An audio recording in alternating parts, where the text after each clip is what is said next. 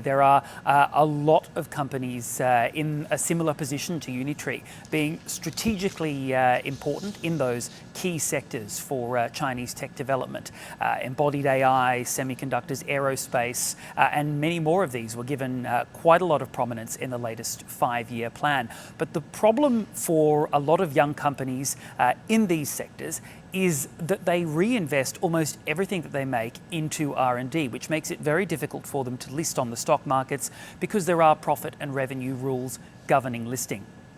There are other avenues for those companies, of course, to raise money, but the Chinese government and the stock exchanges are keen to have some of these companies listed and are not necessarily relaxing rules, but sort of opening green channels for these companies in special cases, which want to list on the Shanghai Stock market in particular.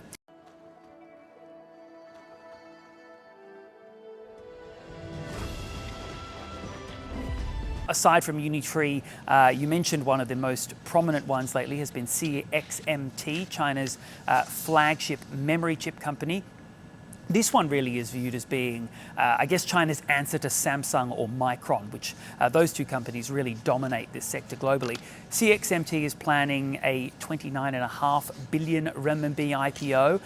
It did pass the committee review last week, so it is plausible that we will see it come to market in the next couple of months. We do not have a firm listing date yet, nor do we have a sort of price range for the company yet, but it is probable that it will be the biggest A-share IPO this year.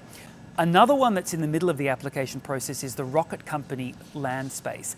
Its application is on pause right now while it updates its financials, but it's looking to raise 7.5 billion renminbi, again to fund research and development, in this case of reusable rocket technology. So we are seeing the exchanges allow, I guess, what you call a curated selection of promising companies in key sectors into the equity markets, and we can definitely expect this to feed the rally in tech shares as they list throughout this year.